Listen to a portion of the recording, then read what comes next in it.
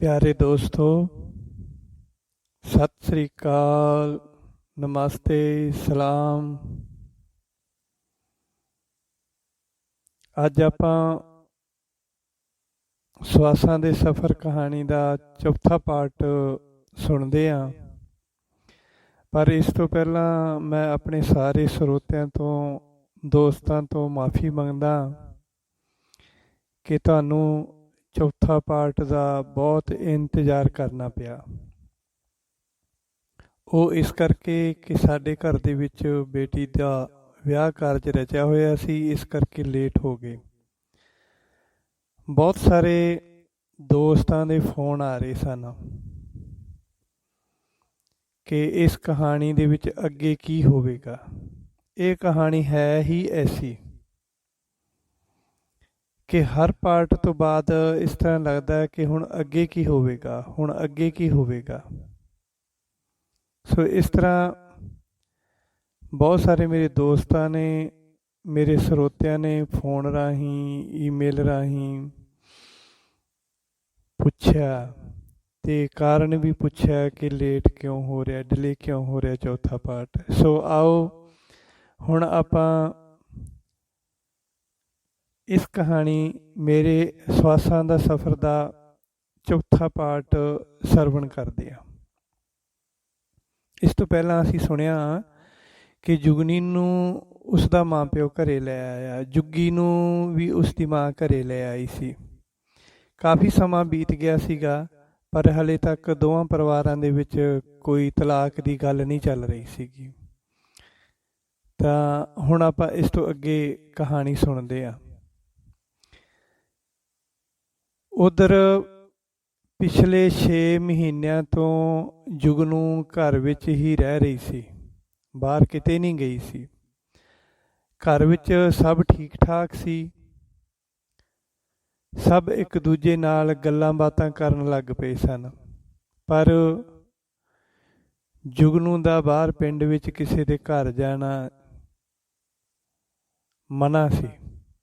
ਜੁਗਨੂ ਆਪਣੇ ਕਮਰੇ ਦੀ ਬਾਰੀ ਵਿੱਚ ਖੜੀ ਬਾਹਰ ਵੱਲ ਦੇਖਦੀ ਰਹਿੰਦੀ ਅਤੇ ਕੁਝ ਸੋਚਦੀ ਰਹਿੰਦੀ ਸੀ।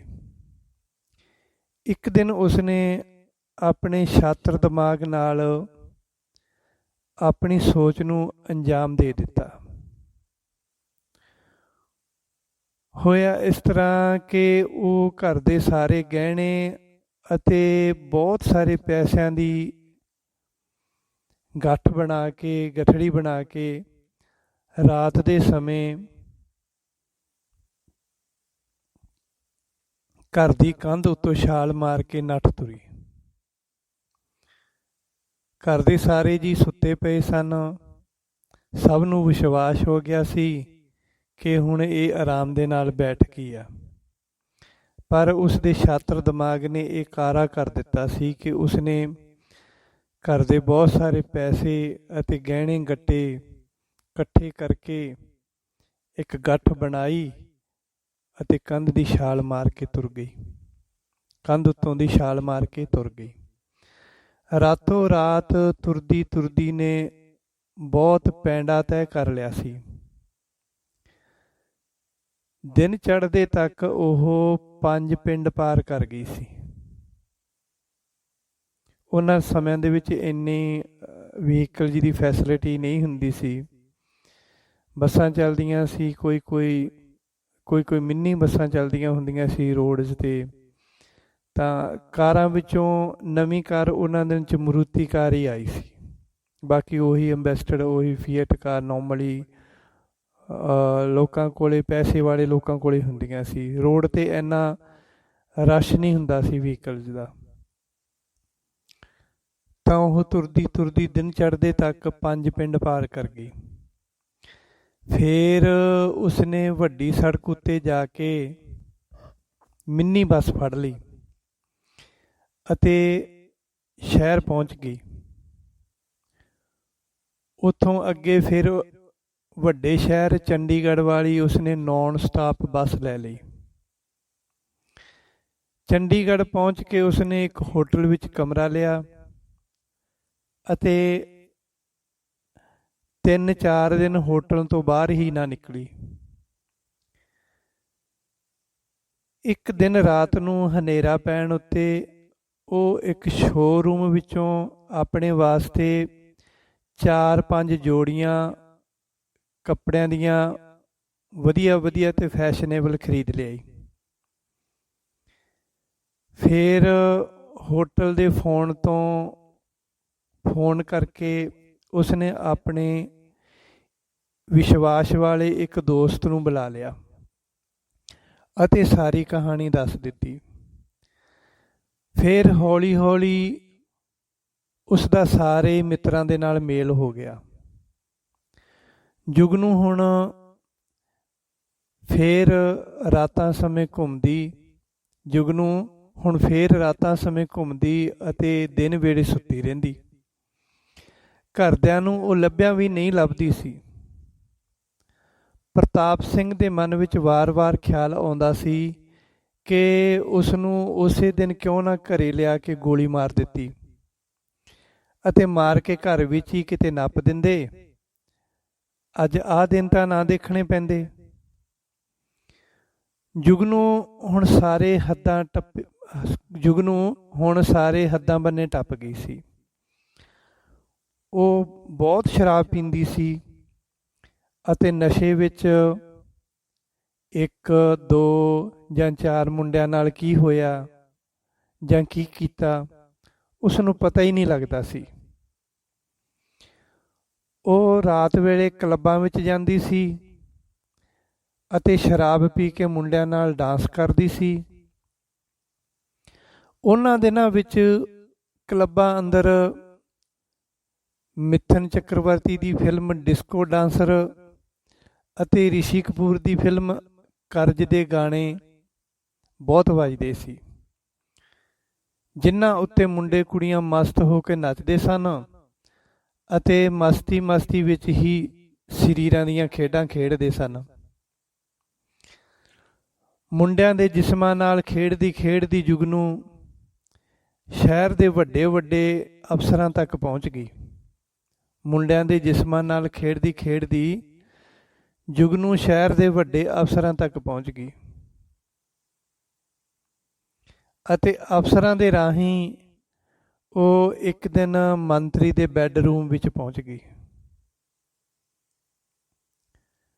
ਹੁਣ ਉਹ ਰਾਤ ਭਰ ਮੰਤਰੀ ਦੇ ਪਾਸ ਰਹਿੰਦੀ ਅਤੇ ਦਿਨੇ ਆਪਣੇ ਹੋਟਲ ਦੇ ਰੂਮ ਦੇ ਵਿੱਚ ਸੁੱਤੀ ਰਹਿੰਦੀ। ਹਰ ਰਾਤ ਉਸ ਨੂੰ ਲਾਲ ਬੱਤੀ ਵਾਲੀ ਕਾਰ ਲੈਣ ਆਉਂਦੀ ਸੀ। ਹੋਟਲ ਵਿੱਚ ਸਭ ਨੇ ਦੇਖ ਲਿਆ ਸੀ ਕਿ ਇਹ ਲੜਕੀ ਕਿਸੇ ਵੱਡੀ ਹਸਤੀ ਨਾਲ ਸੰਬੰਧ ਰੱਖਦੀ ਆ। ਇੱਕ ਵਾਰ ਦੁਪਹਿਰੇ ਵੇਲੇ ਲਾਲ ਬੱਤੀ ਵਾਲੀ ਕਾਰ ਜੁਗਨੂ ਨੂੰ ਲੈਣ ਆਈ। ਡਰਾਈਵਰ ਅਤੇ ਗਨਮੈਨ ਨੇ ਕਿਹਾ कि मैडम आपको साहब ने गेस्ट हाउस बुलाया है, जल्दी चलें, जरूरी काम है।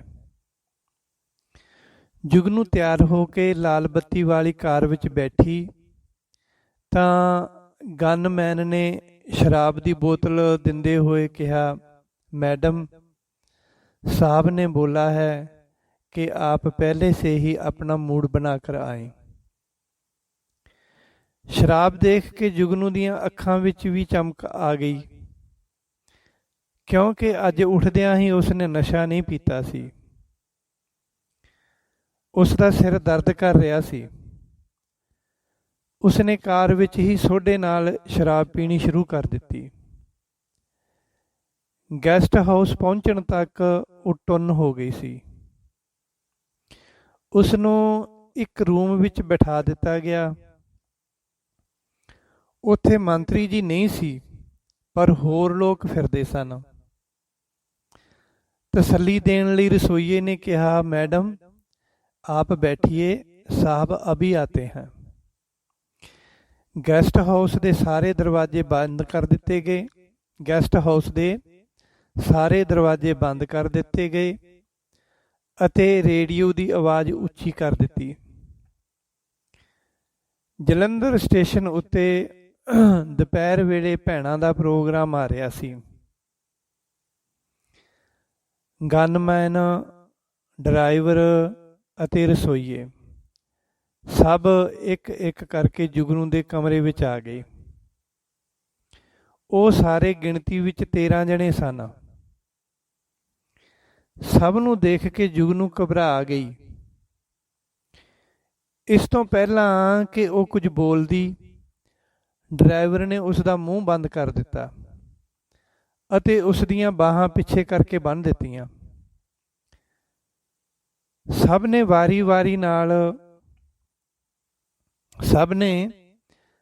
ਵਾਰੀ-ਵਾਰੀ ਨਾਲ ਉਸ ਦਾ ਬਲਾਤਕਾਰ ਕੀਤਾ। 3 ਬੰਦਿਆਂ ਤੱਕ ਤਾਂ ਜੁਗਨੂ ਹੋਸ਼ ਵਿੱਚ ਸੀ, ਪਰ ਫਿਰ ਉਸ ਤੋਂ ਬਾਅਦ ਉਹ ਮੁਰਦਾ ਲਾਸ਼ ਜੀ ਬਣ ਗਈ ਸੀ। ਉਸ ਨੂੰ ਪਤਾ ਨਹੀਂ ਲੱਗ ਰਿਹਾ ਸੀ ਕਿ ਉਸ ਨਾਲ ਕੀ ਹੋ ਰਿਹਾ ਹੈ। ਸਭ ਨੇ ਦੋ-ਦੋ ਵਾਰੀ ਉਸ ਮੁਰਦਾ ਲਾਸ਼ ਨਾਲ ਬਲਾਤਕਾਰ ਕੀਤਾ। ਉਹ ਮਰੀ ਨਹੀਂ ਸੀ, ਉਸ ਦੀ ਨਬਜ਼ ਚੱਲਦੀ ਸੀ। ਇਹ ਦੇਖ ਕੇ ਸਭ ਲੋਕ ਡਰ ਗਏ ਸਨ।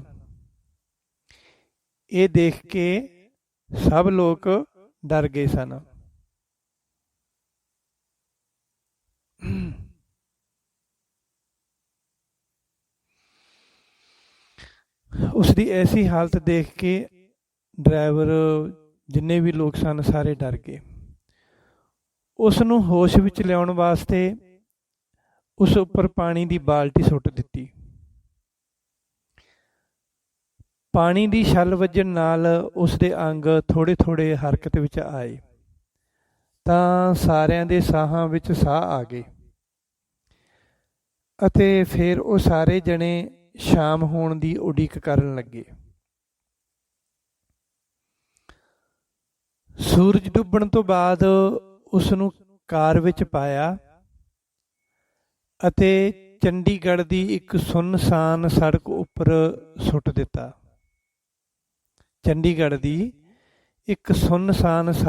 ਸੁੱਟ ਦਿੱਤਾ। ਜੋ ਕੰਪਨੀਆਂ ਜਾਂ ਫੈਕਟਰੀਆਂ ਵਾਲੇ ਪਾਸੇ ਤੋਂ ਆਉਂਦੀ ਸੀ। ਰਾਤ ਦੇ 9 ਕੁ ਵਜੇ ਹੋਣੇ ਆ ਕਿ ਇੱਕ ਤੇਜ਼ ਲਾਈਟਾਂ ਵਾਲੀ ਕਾਰ ਉਸ ਜਗ੍ਹਾ ਉੱਤੇ ਆ ਰੁਕੀ ਜਿੱਥੇ ਜੁਗਨੂ ਲਾਸ਼ ਵਾਂਗ ਪਈ ਹੋਈ ਸੀ। ਉਸ ਵਿੱਚੋਂ ਸੋਹਣੀ ਤੇ ਲੰਬੀ ਦਾੜੀ ਵਾਲੇ ਇੱਕ ਸਰਦਾਰ ਜੀ ਉਤਰੇ ਅਤੇ ਉਹਨਾਂ ਨੇ ਦੇਖਿਆ ਕਿ ਇੱਕ ਔਰਤ ਦੀ ਲਾਸ਼ ਪਈ ਹੈ। ਹੱਥ ਫੜ ਕੇ ਦੇਖਿਆ ਤਾਂ ਨਬਜ਼ ਚੱਲਦੀ ਹੈ। ਸਰਦਾਰ ਜੀ ਨੇ ਆਪਣੇ ਡਰਾਈਵਰ ਨੂੰ ਆਵਾਜ਼ ਮਾਰੀ ਕਿ ਉਹ ਇਸ ਔਰਤ ਨੂੰ ਚੁੱਕ ਕੇ ਗੱਡੀ ਵਿੱਚ ਰੱਖੇ, ਇਹ ਹਾਲੀ ਜਿੰਦਾ ਹੈ। ਡਰਾਈਵਰ ਨੇ ਜੁਗਨੂ ਨੂੰ ਚੁੱਕ ਕੇ ਕਾਰ ਦੀ ਪਿਛਲੀ ਸੀਟ ਉੱਤੇ ਲੰਮਿਆਂ ਪਾ ਦਿੱਤਾ। ਉਹ ਕਾਰ ਬੜੀ ਤੇਜ਼ੀ ਨਾਲ ਚੱਲਦੀ ਹੋਈ PGI ਹਸਪਤਾਲ ਪਹੁੰਚ ਗਈ। ਸਰਦਾਰ ਜੀ ਨੇ ਆਪਣੇ ਅਸਰ ਰਸੂਖ ਕਾਰਨ ਬਿਨਾਂ ਕਿਸੇ ਪੁੱਛ ਗਿੱਛ ਤੋਂ ਜਲਦੀ ਨਾਲ ਜੁਗਨੂ ਨੂੰ ਡਾਕਟਰਾਂ ਦੇ ਹਵਾਲੇ ਕਰ ਦਿੱਤਾ। ਡਾਕਟਰਾਂ ਨੇ ਵੀ ਬਿਨਾਂ ਦੇਰੀ ਕੀਤਿਆਂ ਉਸ ਦਾ ਇਲਾਜ ਸ਼ੁਰੂ ਕਰ ਦਿੱਤਾ। ਸੋ ਇੱਥੋਂ ਤੱਕ ਆਪਾਂ ਅੱਜ ਦਾ ਪਾਰਟ ਸੁਣਿਆ। ਇਸ ਤੋਂ ਅੱਗੇ ਦਾ ਜਿਹੜਾ ਪਾਰਟ ਹੈ ਉਹ ਆਪਾਂ ਅਗਲੇ ਪਾਰਟ ਦੇ ਵਿੱਚ ਸੁਣਾਂਗੇ, ਅਗਲੀ ਕਹਾਣੀ। ਸੋ ਅੱਜ ਆਪਾਂ ਇੰਨਾ ਕੀ ਸੁਣਦੇ ਹਾਂ ਕਿ ਜੁਗਨੂ ਆਪਣੇ ਬੁਰੇ ਵਿਚਾਰਾਂ, ਬੁਰੇ ਕਰਮਾਂ ਕਰਕੇ, ਬੁਰੀਆਂ ਹਰਕਤਾਂ ਕਰਕੇ ਕਿੰਨਾ ਹਾਲਾਤਾਂ ਦੇ ਵਿੱਚ ਪਹੁੰਚੀ ਤੇ ਇੱਕ ਭਲੇ ਪੁਰਸ਼ ਦੇ ਹੱਥ ਲੱਗ ਕੇ ਹੁਣ ਉਹ ਹਸਪਤਾਲ ਦੇ ਵਿੱਚ ਪਹੁੰਚ ਗਈ ਹੈ। ਸੋ ਇਸ ਕਹਾਣੀ ਦਾ ਅਗਲਾ ਪਾਰਟ ਆਪਾਂ ਫਿਰ ਸੁਣਾਂਗੇ।